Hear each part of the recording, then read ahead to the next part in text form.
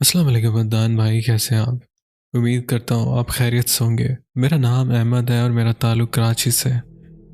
आज मैं आपके साथ अपनी एक कहानी शेयर करना चाहता हूँ जो 2 साल पहले मेरे साथ पेश आई थी। रात की गहराई में घुलती हुई सर्दी, धुंध से ढकी हुई वीरान सड़क और हवा में छुपी एक अनजानी सनसनी। ये दिसंबर की वो रात थी जो हड्डियों में जमा देने वाली सर्दी।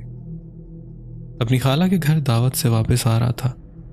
मेरा घर तकरीबन 30 किलोमीटर दूर था और ये सफ़र सुनसान और वीरान रास्ते से होकर गुजरता था। रात काफ़ी हो चुकी थी और सड़क बिल्कुल सुनसान थी और चारों तरफ धुंध का राज था। न जाने क्यों, लेकिन उस दिन मेरा दिल अजीब सी घबराहट का शिकार था। हालांकि मैं कई दफ़ा इस रास्ते से गुजर रहा हूँ, लेकिन पता नहीं क्यों उस रात मुझे अजीब सा खौफ महसूस हो रहा था। शायद मैं अकेला था और वापसी पर मुझे काफ़ी देर हो गई थी। तो मैंने गाड़ी का हीटर चलाया और रेडियो ऑन कर लिया क्योंकि मैं इंतहाई बोरियत महसूस कर रहा था।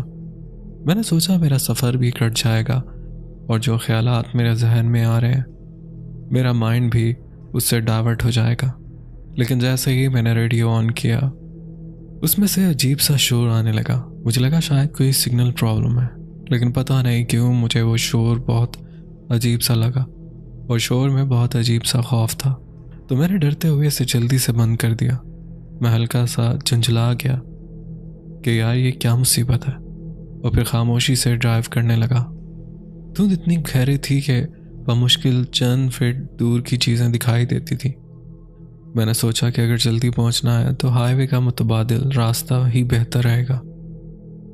वो रास्ता अक्सर इस्तेमाल करता था। वो एक शॉर्टकट रास्ता था, लेकिन वो रास्ता काफ़ी सुनसान और छोटा था। दोनों सरसब्ज खेत और कुछ पुराने दरख्त थे। मुझे हमेशा से ही वो रास्ता अजीब लगता था, चाहे मैं दिन को भी वहाँ से गुजरता। लेकिन मैं इसे वक्त बचाने के लिए इस्तेमाल करता था। रात को कभी भी मेरा इस रास्ते से गुजरना नहीं हुआ। ये पहली बार था कि मैं रात को उस रास्ते से गुजर रहा था, मगर रात को वो रास्ता कुछ अजीब ही खामोश और पुरस्रार लग रहा था। अदनान भाई, अब जो बात मैं बताने जा रहा हूँ शायद आपको सुनकर इस पर यकीन ना आए और शायद बहुत सारे लोगों को लगे कि ये झूठ है। जिस रास्ते से मैं जा रहा था वो वन मैन रोड था और इसकी हालत भी इतनी ठीक नहीं थी। सड़क जगह जगह से टूटी हुई थी। अक्सर अचानक सामने कोई खड़ा आ जाता था तो गाड़ी को स्लो करना पड़ता था, इसलिए मैं बहुत एहतियात से और आराम से जा रहा था। तो चंद किलोमीटर का फासला तय करते ही मुझे किसी की कदमों की आवाज़ महसूस हुई। ऐसा लग रहा था जैसे कोई मेरी गाड़ी के साथ साथ चल रहा है। अगर मेरी गाड़ी रुकी हुई होती तो शायद ये बात मुझे इतना हैरान ना करती, लेकिन चलते हुए गाड़ी में किसी के कदमों की इतनी साफ आवाज़ सुनाई देना पॉसिबल नहीं था। पहले तो मैंने उसको अपना वहम समझा और गाड़ी को चलाता रहा, लेकिन जब ये आवाज़ मुसलसल आने लगी तो मैंने खिड़की से बाहर झांक कर रोड पर देखा तो मुझे अपनी गाड़ी के आसपास कुछ भी नज़र नहीं आया। बाहर सिर्फ धुंध और रात की गहरी तारीकी थी। मैंने सोचा शायद मेरे अपने जहन के ख्यालात हैं और मैंने गाड़ी की रफ्तार बढ़ा दी, लेकिन धुंध और रोड की हालत ऐसी थी कि मुझे गाड़ी फिर से स्लो करनी पड़ी। अब मैं पछता रहा था कि वक्त बचाने के लिए मैंने ये रास्ता इस्तेमाल किया था, लेकिन यहाँ तो और भी ज़्यादा वक्त लग रहा था और इससे तो बेहतर था कि मैं मेन रोड से ही चला जाता, क्योंकि वहाँ गाड़ी स्पीड से तो चल रही थी।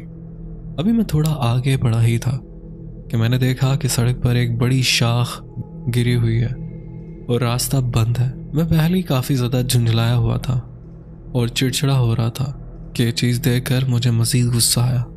मैंने गुस्से से गाड़ी रोकी और बाहर निकलकर शाख को हटाने लगा। नान भाई, वहाँ पर धुंध इतनी ज़्यादा थी कि हाथ को हाथ दिखाई नहीं दे रहा था और ऐसा लग रहा था जैसे आज ये धुंध सारे रिकॉर्ड तोड़ देगी। मैं अभी वो शाख हटा ही रहा था कि सर्द हवा ने मेरे कानों को चीरते हुए एक अजीब सा शोर पैदा किया और एकदम से मेरा पूरा जिस्म हिल गया। शाख हटाने के दौरान मुझे महसूस हुआ जैसे कोई मुझे देख रहा हो। मैंने जल्दी से शाख हटाई और गाड़ी में बैठकर दरवाज़ा लॉक कर दिया। सर्दी की वजह से मेरे हाथ और कान बिल्कुल सुन हो गए थे। चूँकि गाड़ी में हीटर चल रहा था तो थोड़ी देर मैं ऐसे ही गाड़ी में बैठा रहा कि मेरे हाथ थोड़े से वार्म अप हो जाएं, और इसके बाद मैंने फिर से गाड़ी चलाना शुरू की। लेकिन थोड़ी दूर जाकर मुझे ऐसा महसूस हुआ कि जैसे मैं गलत रास्ते पर आ गया हूँ, क्योंकि मुझे रास्ता कुछ मुख्तलिफ लगने लग गया था। उस टाइम तो मुझे समझ नहीं आया कि ये सिर्फ मेरी आंखों का धोखा है या सच में मैंने गलत रास्ता ले लिया, क्योंकि मैं वो रास्ता कई बार आने जाने के लिए इस्तेमाल कर चुका था और इस रास्ते को अच्छी तरह जानता था। लेकिन आज मुझे हर मोड़ अनजाना महसूस हो रहा था। एक जगह आकर मुझे लगा कि एक दायरे में घूम रहा हूँ, क्योंकि हर बार वही पुराना दरख्त मेरे सामने आ रहा था जिसे मैं चंद किलोमीटर पीछे छोड़ चुका था। मैं हैरान हो रहा था कि ये मेरे साथ क्या हो रहा है। मैं सोच रहा था कि मैं बहुत ज़्यादा थक गया हूँ या फिर मेरे साथ कुछ बहुत ही गलत हो रहा है। लेकिन मैं सारा दिन ऑफिस में बिजी रहा था और ऑफिस से सीधा ही खाला के घर गया था, और पूरे दिन में मैंने कुछ मिनट के लिए भी रेस्ट नहीं किया था। और पिछले कुछ दिन से भी मेरी रूटीन काफ़ी बिजी थी। मैं प्रॉपर नींद भी नहीं ले पा रहा था। पहले तो ख्याल आया कि ये सब ज़हनी थकान की वजह से हो रहा है, और शायद इसी थकावट की वजह से मैंने रास्ते भी गलत ले लिया। ना नहीं, मैंने उस जगह पर गाड़ी रोक दी और यही सब समझने की कोशिश कर रहा था। इससे पहले कि इस सारी सूरत हाल मेरे समझ में आती कि अचानक मुझे खेत के करीब से बच्चों के कैकों की आवाज़ें आने लगी।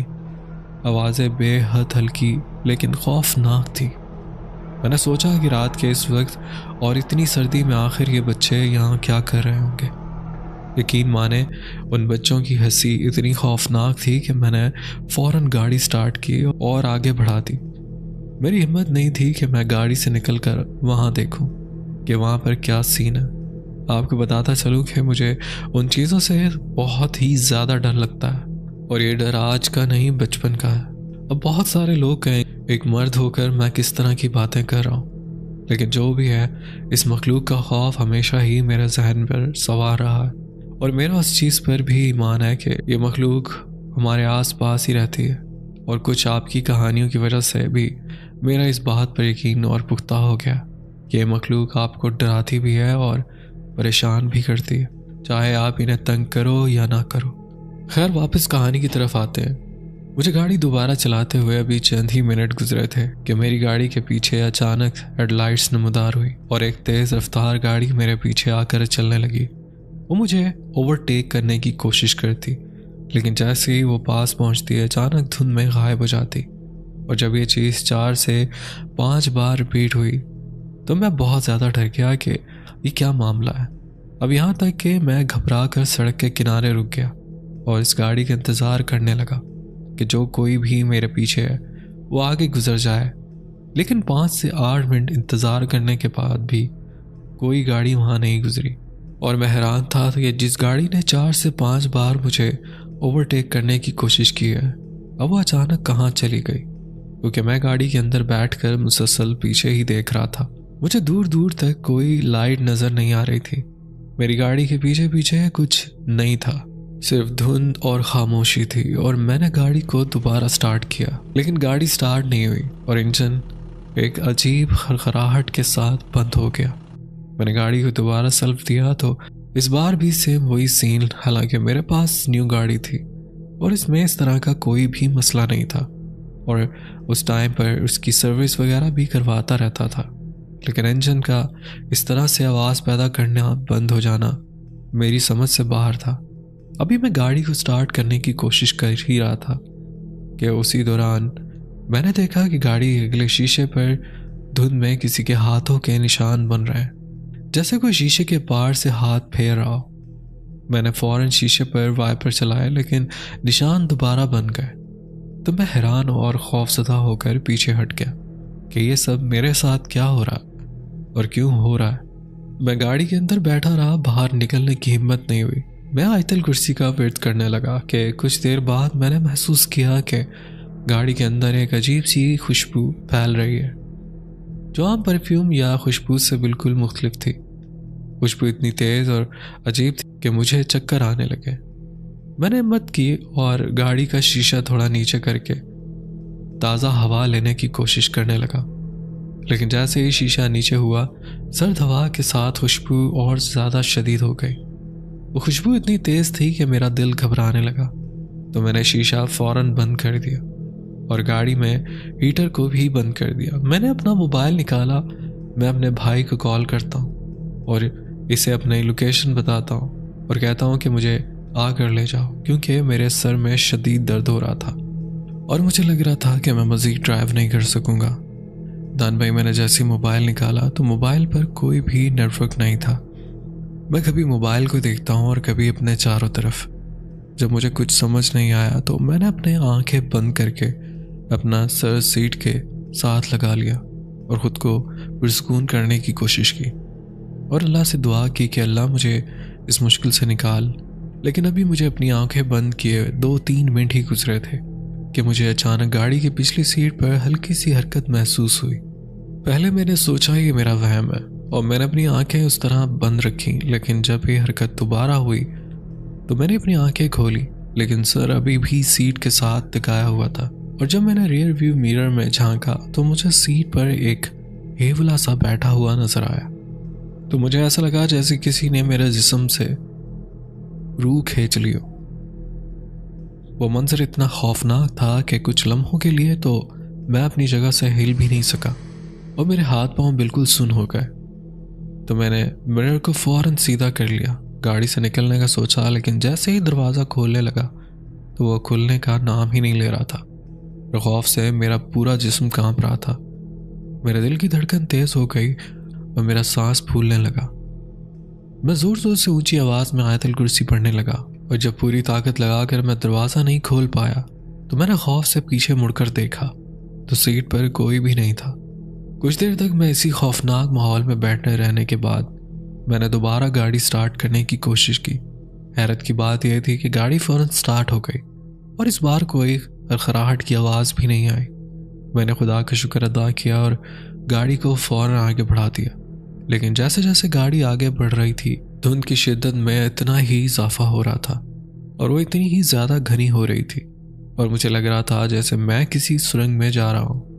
और फिर थोड़ा आगे जाकर रास्ते के बीचों बीच मैंने धुंध में किसी को खड़े देखा तो मैं सोचने लगा कि शायद ही कोई राहगीर होगा, लेकिन जैसे ही मैं करीब पहुंचा वो शख्स अचानक गायब हो गया। ये देखकर मैं और भी डर गया। अब मुझे यकीन हो गया था कि ये सिर्फ मेरा वहम नहीं है, बल्कि मैं किसी शैतानी मखलूक के चंगल में फंस गया हूँ। मैंने गाड़ी रोकने की हिम्मत नहीं की और सीधा आगे बढ़ने लगा, लेकिन चंद सेकंड बाद मुझे लगा जैसे वही शख्स गाड़ी के पीछे दौड़ रहा हो।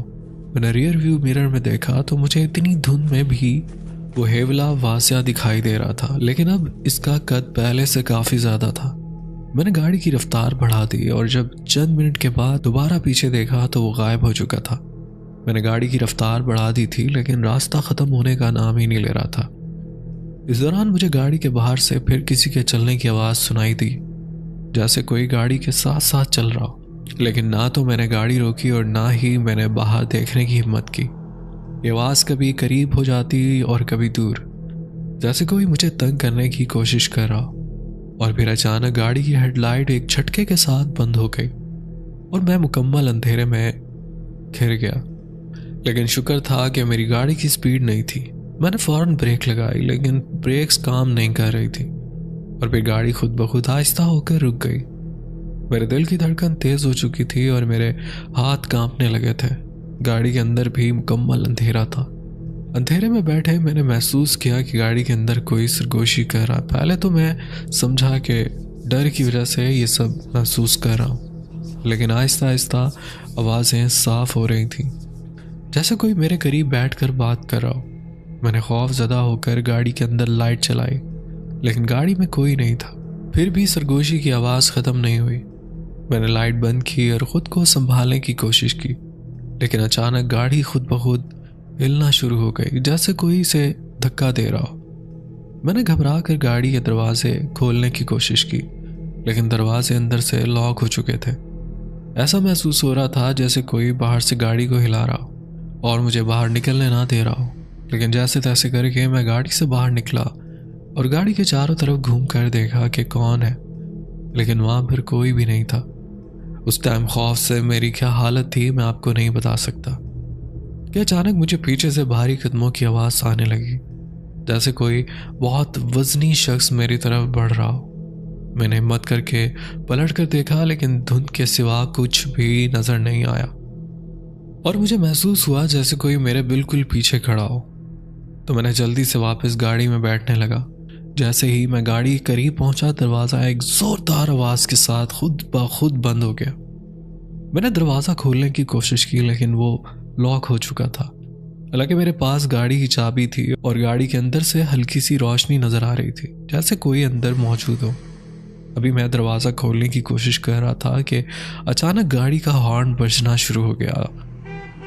हॉर्न की आवाज़ मुसलसल, बहुत ऊंची और उस सन्नाटे में गूंज रही थी, जो रात के उस सन्नाटे को चीर रही थी, गूंज रही थी। मैं घबरा कर पीछे हटना शुरू कर दिया, लेकिन हॉर्न इस वक्त तक बजता रहा जब तक मैं गाड़ी से काफ़ी दूर नहीं हो गया। मैंने कुछ दूर खड़े होकर सोचा कि मैं गाड़ी को इधर ही छोड़ता हूँ और पैदल चलता हूँ। जो भी होगा देखा जाएगा। मैंने मोबाइल की टॉर्च ऑन की और इससे पहले कि मैं आगे बढ़ता, इस वक्त मैंने देखा कि ज़मीन पर मेरे आसपास अजीबोगरीब निशान बनने लगे, जैसे किसी ने बड़ी नोकीली उंगलियों से मिट्टी पर लकीरें खींची। निशान दायरे की शक्ल में मेरे इर्द गिर्द बन रहे थे और मेरे कदम जैसे ज़मीन से चिपक गए थे, लेकिन मुझे अपने आसपास कोई भी दिखाई नहीं दे रहा था। यह एहसास बहुत खौफनाक था। अचानक मेरी गाड़ी के अंदर से एक तेज़ रोशनी निकली। रोशनी इतनी तेज़ थी कि मुझे अपनी आंखों पर हाथ रखना पड़ा। रोशनी के साथ ही गाड़ी की खिड़कियां खुद ब खुद खुल गईं और रोशनी के गायब होते ही दरवाजे भी खुद ब खुद अनलॉक हो गए। मैं हिम्मत करके दोबारा गाड़ी में बैठा।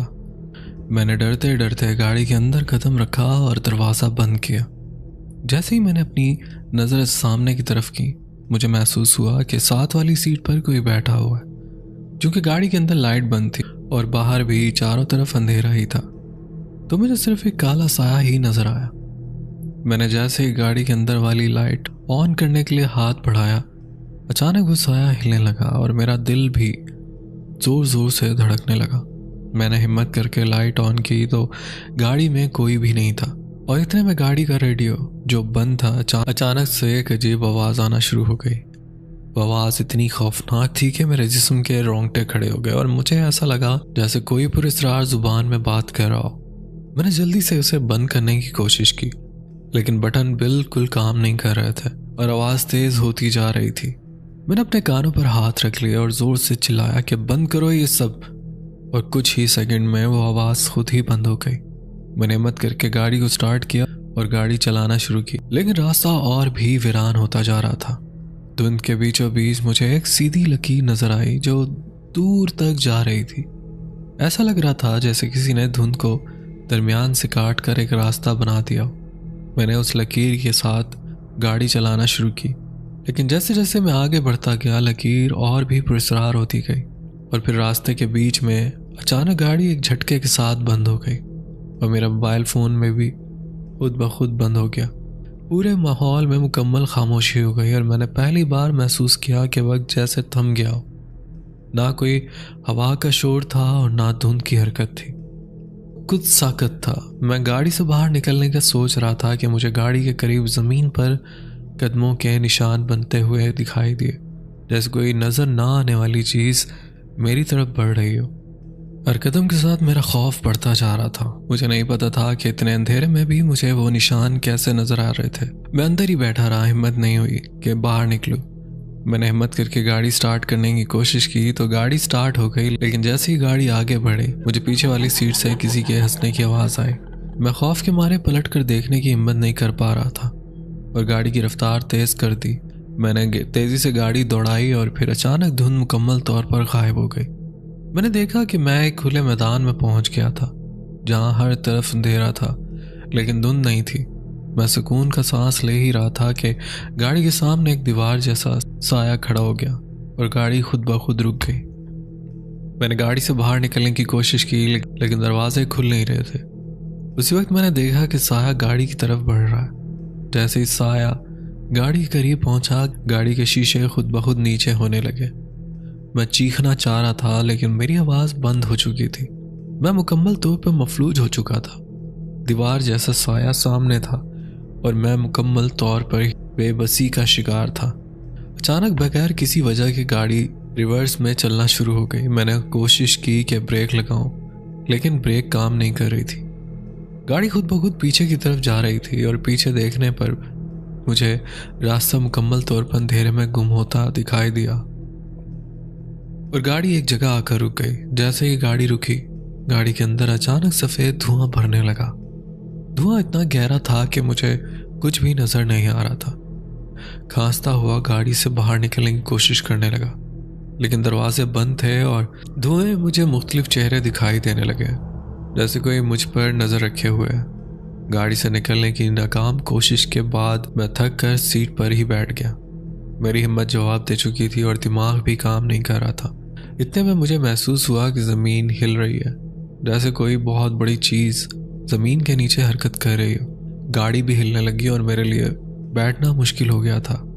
मेरी नज़रें बार बार बाहर की तरफ जा रही थी, जहां अंधेरे में कुछ बड़ा साया हरकत कर रहा था। और फिर एक झटके के साथ गाड़ी हवा में उठ गई। ये देखकर मैं निहायत ही खौफजदा हो गया और अपनी सीट से चिमट गया। गाड़ी जैसी किसी गैबी ताकत की कंट्रोल में थी और आहिस्ता आहिस्ता ऊपर उठ रही थी और गाड़ी अचानक जोरदार झटके के साथ नीचे गिर गई। लेकिन हैरत अंगेज तौर पर मुझे कोई चोट नहीं आई। मैंने देखा कि गाड़ी दोबारा फिर उसी सुनसान सड़क पर खड़ी है। आसपास की फिजा में मौत जैसी खामोशी थी। मैंने गाड़ी दोबारा स्टार्ट करने के लिए अभी हाथ आगे ही किया था कि मुझे गाड़ी के सामने अचानक कई साए झूलते हुए नजर आए। वो दरख्तों की शाखों की मानिंद हिल रहे थे, लेकिन उनके कोई खदुखाल नहीं थे। उन सायों की हरकत ने मेरे अंदर खौफ का नया तूफान पैदा कर दिया।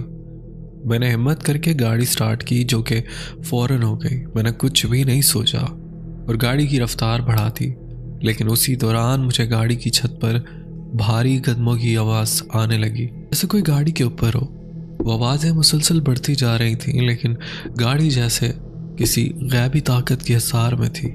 मैंने गाड़ी की साइड वाले आईने में देखा तो मुझे अपने पीछे एक अजीब और खौफनाक चेहरा दिखाई दिया। जो वो चेहरा ना इंसान का था, ना किसी जानवर का, बल्कि एक खौफनाक मखलूक था।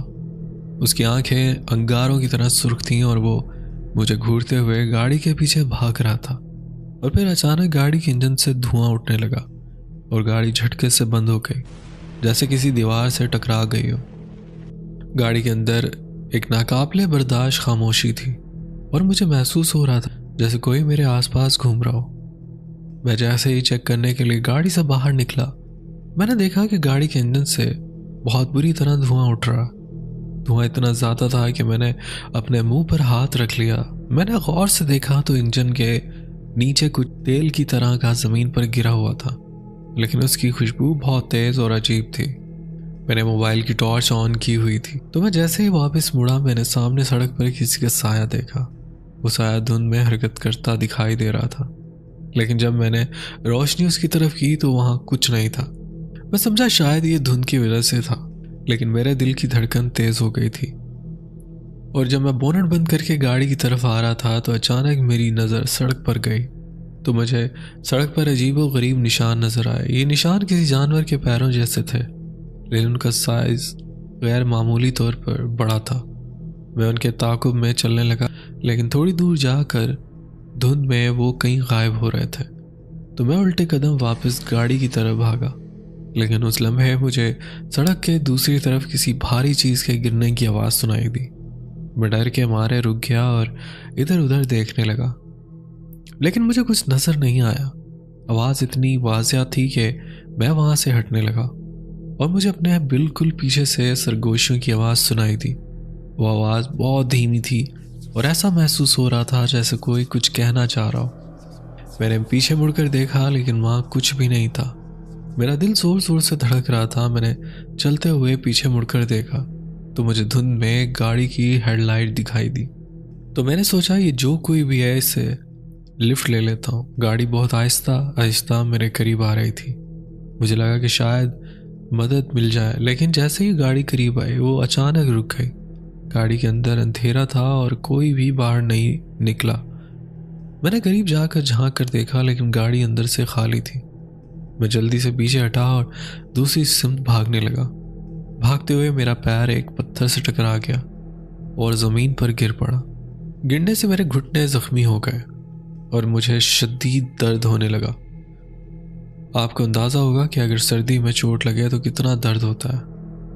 उठने की कोशिश कर रहा था कि मैंने देखा धुंध के अंदर एक रोशनी चमक रही है। रोशनी के अंदर सरगोशियों की आवाज़ थी और ज़ोर ज़ोर से हवा चलने लगी जैसे कोई तूफान आ गया हो। इसके बाद मेरी आंखें बंद हो गईं, मुझे कोई होश नहीं था। जब मेरी आंख खुली तो मैं हॉस्पिटल में था।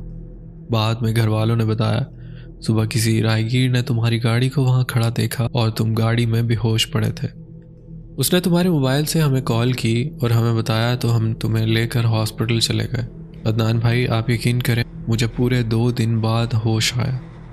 जब घर वालों ने मुझसे पूछा कि मैं वहाँ कैसे पहुँचा और मेरे साथ क्या हुआ था, तो मैंने उन्हें सारी बात बताई, जो सुनकर वो भी हैरान रह गए। इसके बाद मैं एक साहिब इल्म के पास गया और उनसे ये सारा वाक़या शेयर किया। तो इन्होंने मुझे बताया कि वो एक शैतानी मखलूक थी। जब तुम रात को वहाँ से गुजर रहे थे तो इनका गुजर भी उसी रास्ते से हो रहा था और उनका एक बच्चा तुम्हारी गाड़ी से टकरा कर ज़ख्मी हो गया, जिसकी वजह से इन्होंने तुम्हें बहुत सताया।